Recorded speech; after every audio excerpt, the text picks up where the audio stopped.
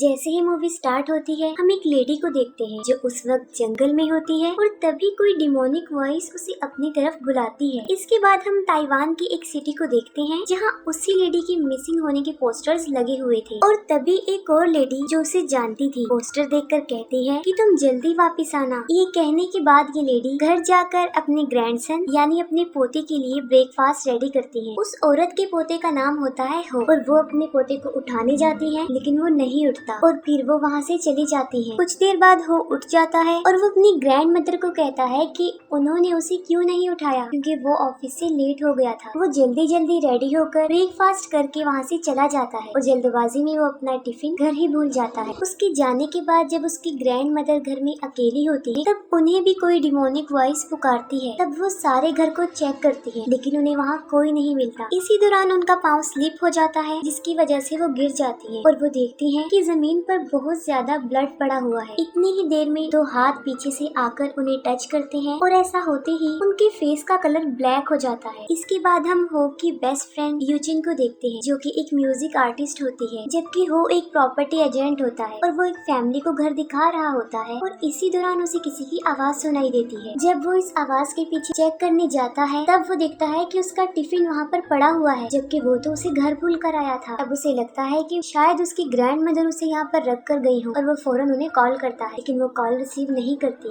रात को हो और यूजिन दोनों मिलते हैं और हो उसे अपना नया घर दिखाने लेकर जाता है। वहाँ पर हो यूजिन को शादी के लिए प्रपोज करता है लेकिन वो कहती है कि वो उससे शादी नहीं करेगी। वो कहता है कि उसने अपनी ग्रैंड मदर का घर सेल करके ये घर खरीदना था अपनी शादी के लिए। जिस पर यूजिन उसे कहती है कि अगर ग्रैंड माँ को इस बात का पता चल गया तो वो बहुत नाराज होंगी। लेकिन हो उसे कहता है कि मुझे इस बात से फर्क नहीं पड़ता क्योंकि वो तो उससे शादी करना चाहता था। वो दोनों ग्रैंड मदर के घर जाते हैं जहाँ पर वो उन्हें नहीं मिलती लेकिन तभी हो को ग्रैंड मदर नजर आ जाती है जो कि बाहर चली जाती है। लेकिन यहाँ पर अजीब बात ये है कि ग्रैंड मदर सिर्फ हो को ही नजर आ रही थी, यूजिन को नहीं। नेक्स्ट मॉर्निंग उस एरिया के गार्ड को वही मिसिंग लेडी दिखाई देती है जो अब वापिस आ चुकी थी और जब हो को पता चलता है तब वो उस लेडी से पूछता है कि क्या उसने उसकी ग्रैंड मदर को देखा है, जिस पर वो अजीब सा रिएक्ट करती है और साथ में उससे माफी भी मांगती है जिस पर हो को काफी ताज्जुब होता है। जब हो ऑफिस में होता है तब उसे एक पार्सल रिसीव होता है जिसमें उसी मिसिंग लेडी का कैमरा होता है। वो उस कैमरे में कैप्चर की गई वीडियो को प्ले करता है और वो वीडियो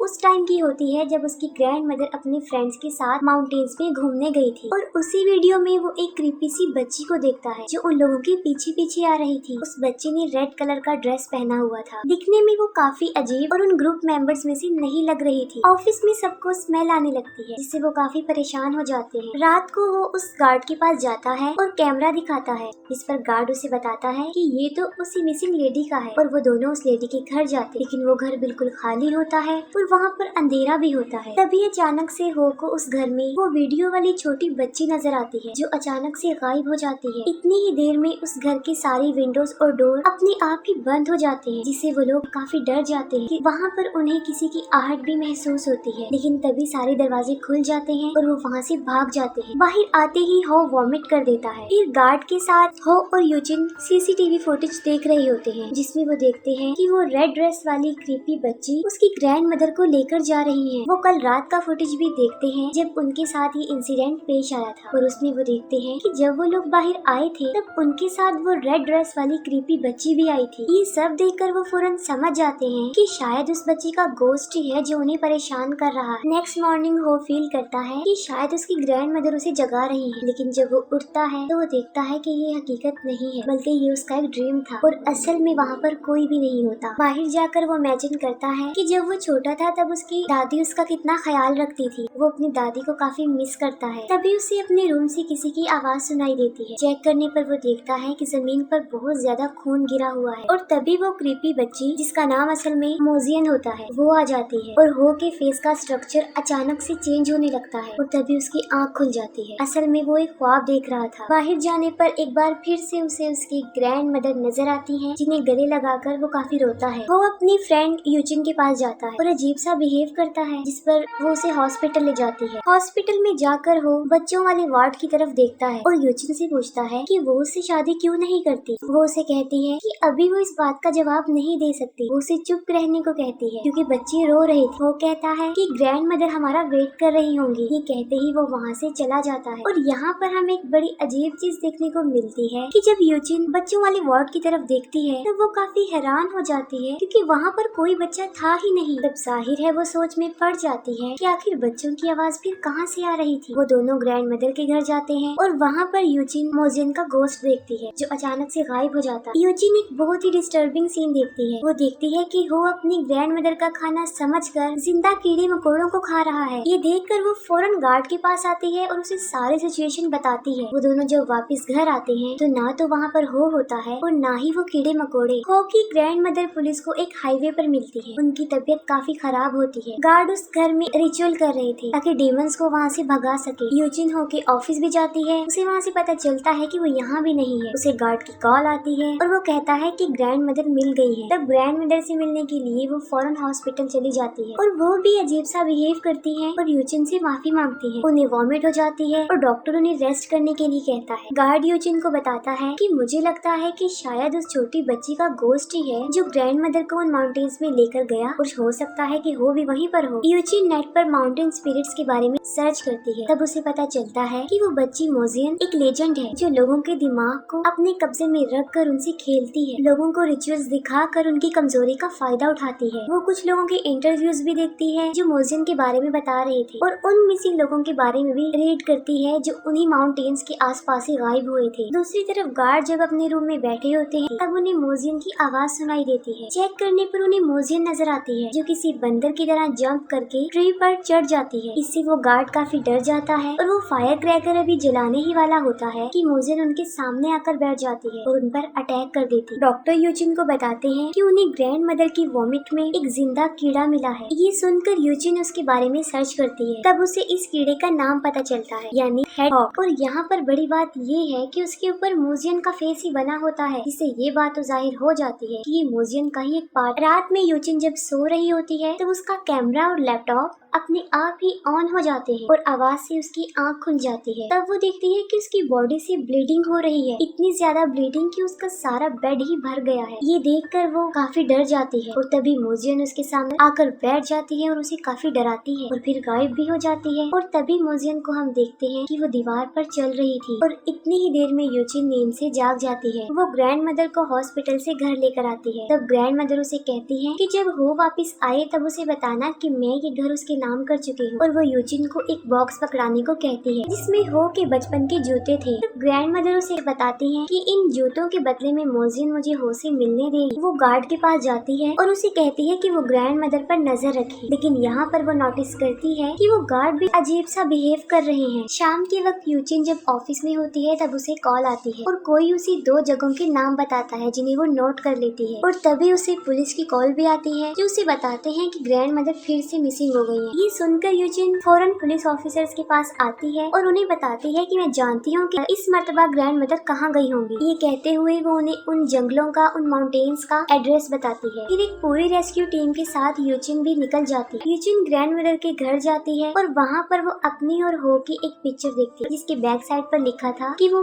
5 सालों में उससे शादी कर लेगा। इसे देखकर वो काफी रोती है और काफी पछताती है कि उसने अब तक उससे शादी क्यों नहीं की। पुलिस टीम के साथ वो उस जंगल में पहुँच जाती है जहाँ उसे ग्रैंड मदर नजर आ जाती है। पुलिस टीम ग्रैंड मदर को रेस्क्यू करती है और अब उनका टारगेट होता है हो को ढूंढना।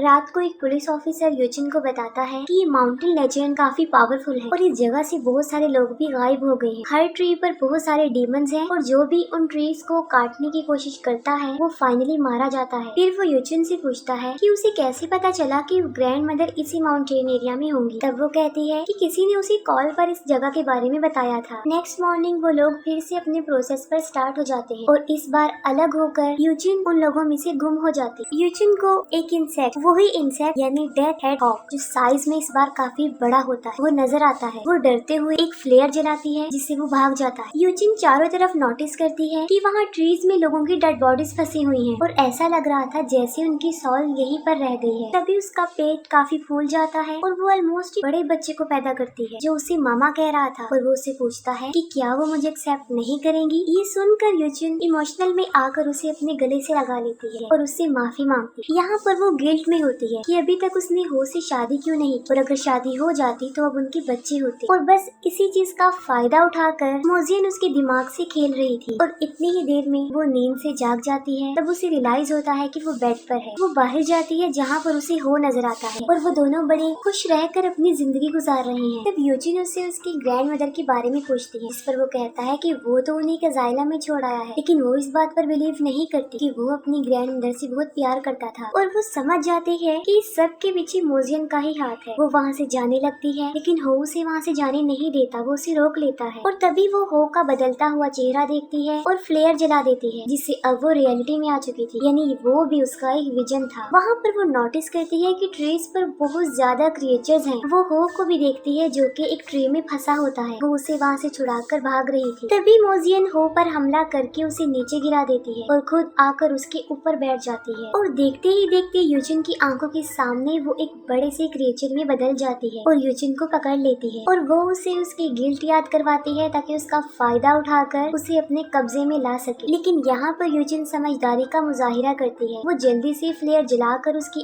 आंख में मार देती है, जिससे वो यूजिन को तो छोड़ देती है, लेकिन अब वो एक बड़े और खतरनाक क्रिएचर में बदल जाती है। पर तभी पुलिस आसमान में फ्लेयर फेंककर रोशनी कर देती है। चारों तरफ लाइट ही लाइट हो जाती है और सारे क्रिएचर्स वहाँ से भाग जाते हैं और वो दोनों भी सेव हो जाते हैं। इसके बाद उनकी लाइफ नॉर्मल हो जाती है। उन दोनों की शादी भी हो जाती है और वो अपनी ग्रैंड मदर के साथ अपने नए घर में रहने लगते हैं। वो ग्रैंड मदर के साथ खाना खा रहे थे, तभी हमें दीवार पर वो ही इंसेक्ट यानी डेथ हेड हॉक नजर आता है और हम सोनोग्राफी में उन दोनों का बच्चा भी देखते हैं जिसकी आईज बिल्कुल ब्लैक थी और बस यहीं पर मूवी एंड हो जाती है।